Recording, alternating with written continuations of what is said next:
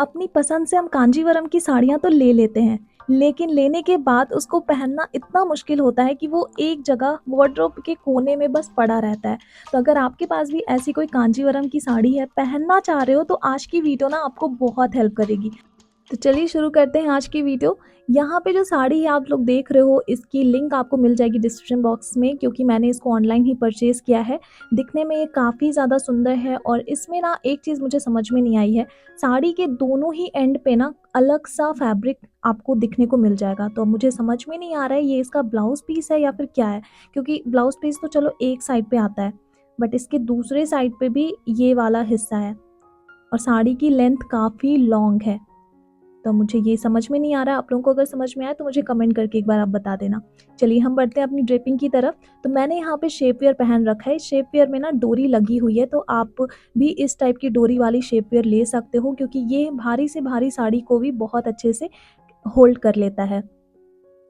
चलिए अब हमें अपनी साड़ी का एक एंड लेना है, नॉन पल्लू वाला साइड, और इसको अपनी राइट हैंड साइड से टक करना शुरू करना है। राइट और लेफ्ट में कभी कंफ्यूज मत होइएगा। राइट हैंड आपका वो हैंड है जिससे आप ज़्यादा काम करते हो, खाना पीना के लिए इस्तेमाल करते हो, ठीक है। अब चलिए, जैसे ही आप अपनी राइट की साइड पे एक बार फैब्रिक टक करते हो ना, तो उसको दूसरी बार जब आप इसको घुमाओगे तो हल्का सा आप इसको टाइट खींच दीजिएगा। इससे जो शेप वेयर है वो बहुत अच्छे से काम करेगी और आपकी साड़ी को परफेक्ट शेप भी मिल जाएगा। चलिए हमारी बेसिक राउंड हो गई है कंप्लीट। अब इसके बाद हमें अपनी साड़ी की पल्लू वाली फैब्रिक को इस तरीके से लेना है और कमर के पास दो कपड़े सुखाने वाली क्लिप की मदद से इसकी बॉर्डर को ऐसे लॉक करना है। अब यहाँ पे हमें सिंपली जिगजैग इस तरीके से मूव करना है और अपनी क्लिप में फैब्रिक फंसाते चलना है। ओके, क्लिप के बीच में डिस्टेंस उतना ही रखिएगा जितनी चौड़ी या पतली प्लीट्स आपको पसंद है। अब यहाँ पे बहुत आसानी से हमारी कंधे वाली प्लीट्स भी गैदर हो चुकी है। अब इसको सिंपली हमें इसकी लेंथ जितनी भी हम चाहते हैं उतनी दूर तक पकड़ना है। तो ये चीज़ करना भी इस साड़ी के साथ मुश्किल नहीं होगा। सिंपली आपको अपने पास कपड़े सुखाने की कुछ क्लिप्स रखनी होंगी और थोड़े थोड़े से डिस्टेंस पे इसको ऐसे पकड़ पकड़ कर आपको क्लिप लगाते चलना है। तो अब आपको जितनी भी लॉन्ग पल्लू चाहिए आप उतनी लॉन्ग इसको यहाँ पे अरेंज कर सकते हो। अब यहाँ पे पल्लू तो हमारी सेट हो गई है, हम आयरन नहीं कर रहे हैं और पल्लू भी थोड़ी सी हमारी फुली फुली सी नज़र आ रही है। तो इसीलिए हाथों से ही हम इसको ऐसे फोल्ड करके थोड़ा सा प्रेस कर देंगे, क्योंकि ऐसी साड़ियाँ जितनी ज़्यादा बॉडी के टच में रहती है ना, दिखने में उतना ही आप साड़ी में स्लिम लगते हो और ये साड़ी भी सुंदर लगती है। चलिए अब यहाँ पे देखिए हमारी बेसिक राउंड सिर्फ घूमी हुई थी और मैंने प्लीट्स वैसे ही बना लिया था। तो अब इस यहाँ पे प्लीट्स बनाने के बाद कंधे पे पिन लगाने से पहले हम इसको घुमाएंगे और फिर अपनी लेफ्ट साइड की शोल्डर पे लेकर जाएंगे।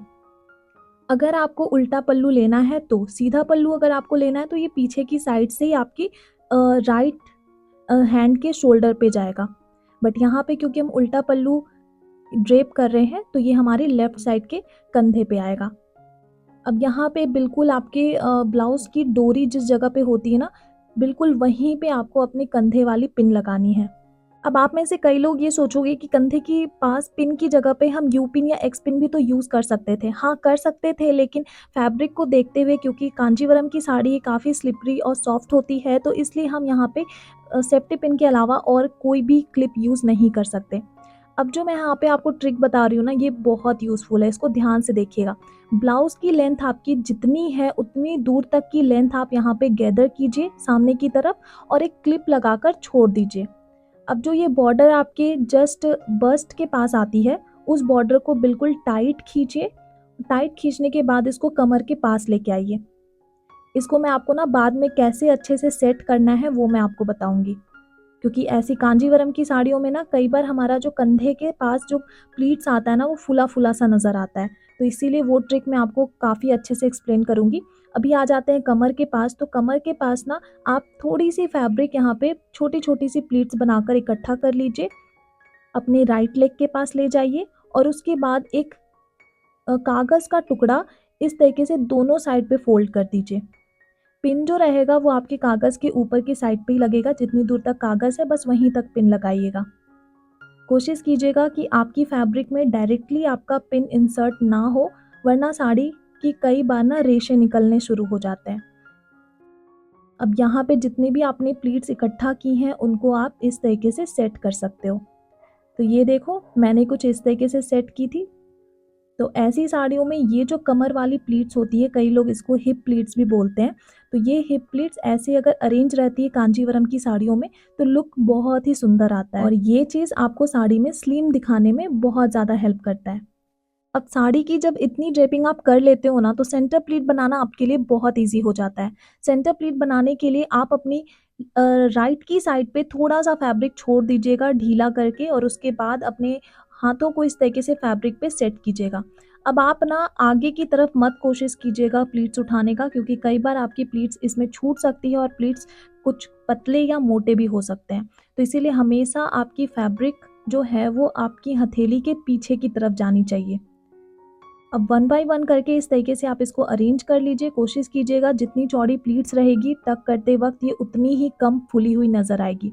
वैसे कांजीवरम की साड़ी है फुली हुई तो होगी ही, आप कितने भी चौड़ी प्लीट्स इकट्ठा कर लो, लेकिन कोशिश कीजिएगा कि थोड़ी चौड़ी प्लीट्स ही बनाएँ ताकि ये जब टक होकर अंदर जाए ना तो हमारा बेली ज़्यादा फूला हुआ ना दिखे।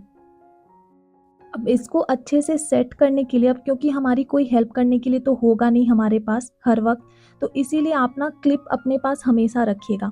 ये 2 क्लिप ऊपर की साइड पे लगाकर आप चाहो तो सेंटर प्लीट का जो नीचे वाला लेंथ है ना, उसको खुद से ही ऐसे सेट कर सकते हो। अब बस हाथों से थोड़ा-सा इसको प्रेस कर दीजिए नीचे तक और फिर आपका काम हो जाएगा। सेंटर प्लीट जब आप टक करने वाले रहोगे तो क्लिप को ना एक-एक करके हटाइएगा। पहले आगे वाली क्लिप को हटाइएगा, उसके बाद देखिएगा कि हर एक प्लीट के बीच में एक गैप मेंटेन है या नहीं। अगर नहीं है तो वापस से कोशिश कीजिएगा उसको अच्छे से अरेंज करने का और फिर अंदर की साइड पे टक कर दीजिएगा। अब आप लोग सोच रहे होंगे कि फैब्रिक तो हमारी काफ़ी थिक है, तो यहाँ पे सेंटर प्लेट को सिक्योर करने के लिए हम सेफ्टी पिन कैसे लगाएँगे? तो टेंशन मत लीजिए। आप एक सेफ्टी पिन में थोड़ा-सा कागज़ का टुकड़ा इस तरीके से ले लीजिए और कोशिश कीजिएगा कि पीछे की साइड पे जितनी भी आपकी प्लीट्स गई हुई है ना, वो आपकी पेटीकोट के साथ अच्छे से लॉक हो जाए। उसके बाद आगे की साइड पे ये जो फुला-फुला सा पार्ट आपको दिख रहा है आपकी नेवल के पास, यहाँ पे आप यू पिन या फिर एक्स पिन भी लगा सकते हो। अब आते हैं मेन ट्रिक के ऊपर कि ऐसी साड़ियों को ना किस तरीके से लोग अकेले में अच्छे से पहन पाते हैं। तो आपके पास होना चाहिए एक स्ट्रेटनर। जहाँ पे मैंने ये क्लिप लगाया था सामने की साइड पे, वहाँ पे आपको स्ट्रेटनर से इसको आयरन कर देना है। देखिए कई लोग ये चीज़ वीडियो में नहीं दिखाते हैं बट वो पीछे कैमरे के पीछे ये चीज़ करते ही हैं। तभी उनकी साड़ी की जो लुक होती है ना वो इतनी परफेक्ट नज़र आती है। तो आप भी ये चीज़ देखिएगा, मैं आपको बहुत अच्छे से यहाँ पे एक्सप्लेन करूँगी। कमर के पास भी जो जितनी भी छोटी-छोटी, पतली-पतली प्लीट्स हैं, उनको भी एक बार आप स्ट्रेटनर से प्रेस कर दीजिएगा।